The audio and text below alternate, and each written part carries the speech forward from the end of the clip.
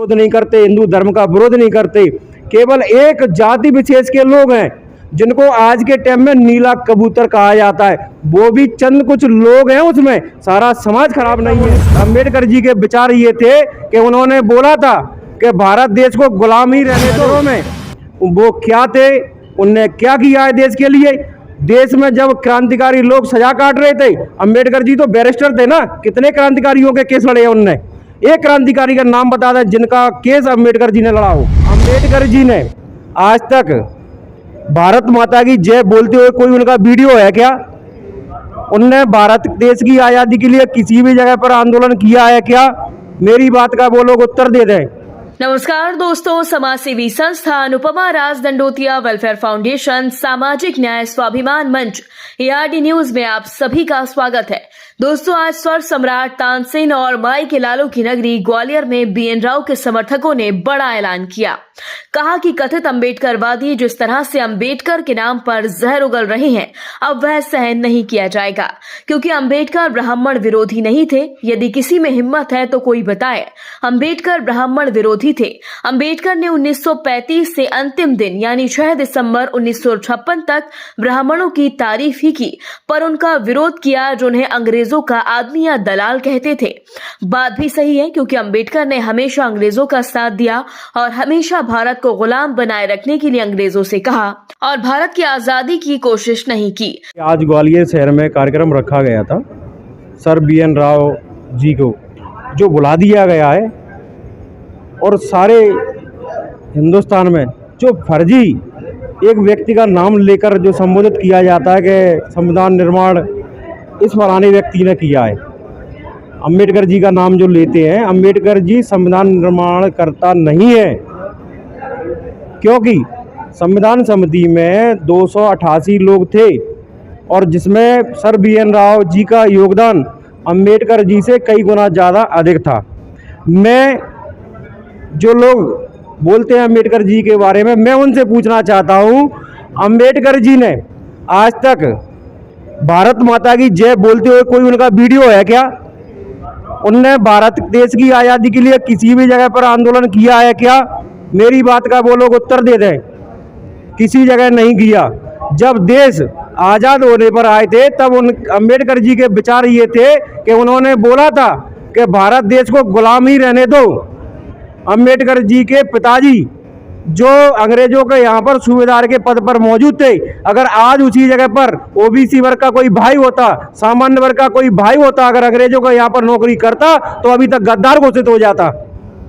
अम्बेडकर जी के पिताजी के होने के कारण आज कोई एक शब्द नहीं बोल सकता उनके खिलाफ, क्योंकि सब लोगों ने उनको भगवान बना दिया। चंद कुछ लोगों ने, सब लोगों ने नहीं, क्योंकि सब लोगों की नज़रों में वो क्या थे, उनने क्या किया है देश के लिए। देश में जब क्रांतिकारी लोग सजा काट रहे थे, अम्बेडकर जी तो बैरिस्टर थे ना, कितने क्रांतिकारियों के केस लड़े उनने। एक क्रांतिकारी का नाम बता दें जिनका केस अम्बेडकर जी ने लड़ा हो। मैं इस चीज को बहुत दिनों से देखता आ रहा हूं और हर आदमी की ये पीड़ा है कि ऐसे व्यक्ति को हमारे ऊपर थोपा जा रहा है जिसका कोई ना तो देश की आज़ादी में योगदान है और उसमें भी एक जाति विशेष के लोग हैं। मैं दलित समाज के बहुत सारे लोग हैं जो मेरे दोस्त हैं, मेरे घर परिवार के लोग हैं। मैं अगर उनसे बात करूं या आप भी कोई भी बात करके देख ले, वो कभी भी भगवान का विरोध नहीं करते, हिंदू धर्म का विरोध नहीं करते। केवल एक जाति विशेष के लोग हैं जिनको आज के टाइम में नीला कबूतर कहा जाता है, वो भी चंद कुछ लोग हैं, उसमें सारा समाज खराब नहीं है। लेकिन जो लोग खराब है वो आज आप देख लो, भगवान की मूर्तियों को उठाकर मंदिरों से बाहर फेंकने की बात करते हैं। जिस दिन मंदिर पर चढ़ाने की जो बात करते हैं कि मंदिरों पर चढ़ावा लेते हैं, जिस दिन सामान्य वर्ग, OBC वर्ग और दलित समाज के सज्जन लोग मंदिर में चढ़ावा बंद कर देंगे, भूखे ब्राह्मण नहीं मरेंगे, भूखे वो लोग मरेंगे जो मंदिर के सामने खड़े होकर, जो लाइन में लगकर जो फ्री का भोजन खाते हैं ना, वो भूखे मरेंगे। ब्राह्मण कभी भूखे नहीं मरेंगे, पहली चीज। दूसरी बात, मैं एक और बात कहना चाहता हूँ, जो लोग ब्राह्मणों का बहिष्कार करने की बात कर रहे हैं ना आज, कि ब्राह्मणों का बहिष्कार कर देंगे, पूजा पाठ नहीं कराएंगे, मैं छाती ठोकर चैलेंज करता हूँ, सारे ब्राह्मणों का तुम विरोध कर दो, अपने घर बुलाना मत पूजा कर लिए। मैं देखना चाहता हूँ कितने ब्राह्मण भूखे मरेंगे, क्या तुम्हारे भरोसे बैठे ब्राह्मण?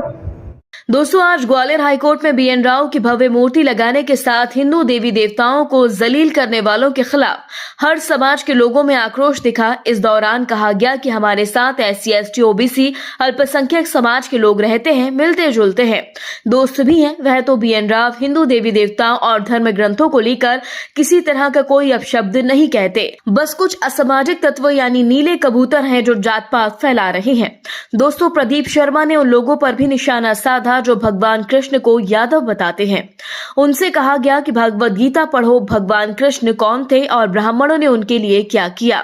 कभी कृष्ण सुदामा की असली लीला पढ़ो, ब्राह्मण और कृष्ण कौन थे। अनपढ़ जैसी बातें ना किया करो। कृष्ण क्षत्रिय थे, उन्हें मानव जीवन में सुदामा ने जो दिया वह कोई नहीं दे सकता। भगवान कृष्ण जी और सुदामा जी, अरे दोस्ती करना है तो भगवान श्री कृष्ण और सुदामा जी की तरह होना चाहिए, भगवान परशुराम जी की जैसे ना होना चाहिए। जो उन्होंने भगवान श्री कृष्ण जी को अपना सुदर्शन चक्र दिया दुष्टों के संहार को लिए। और जो लोग यादव समाज के जो लोग सज्जन लोग हैं वो सारी चीज़ों को जानते हैं, लेकिन मैं आपके माध्यम से ये बात बोलना चाह रहा हूँ कि कोई भी व्यक्ति ये चीज़ प्रमाण कर दे कि श्री कृष्ण भगवान जी क्या यादव समाज से थे। यादव समाज के लोगों ने, यदुवंशियों ने केवल उनका भरण पोषण किया था, जबकि वो क्षत्रिय समाज में पैदा हुए थे भगवान श्री कृष्ण जी। मैं इसी बात के साथ अपनी वाणी को विराम देता हूं। दोस्तों, जिस तरह से आज अंबेडकर और बीएन राव की मूर्ति हाईकोर्ट में लगाने को लेकर विवाद शुरू हुआ, वह अब धर्म ग्रंथों और संविधान पर आ चुका है। इस पर आप सभी का क्या कहना है, कमेंट बॉक्स में हमें जरूर बताएं, क्योंकि इन सब के बीच में SC ST OBC का गरीब मध्यम वर्गीय परिवार अपने अधिकारों से वंचित बना हुआ है। दोस्तों, इस खबर पर आप अपनी राय देना बिल्कुल भी ना भूलें। यदि आपने अभी तक हमारे चैनल को सब्सक्राइब नहीं किया तो प्लीज बेल आइकन दबाकर अभी हमारे चैनल को सब्सक्राइब करें। ताजा अपडेट्स के साथ हम आपके बीच एक बार फिर हाजिर होंगे। तब तक के लिए नमस्कार, जय हिंद।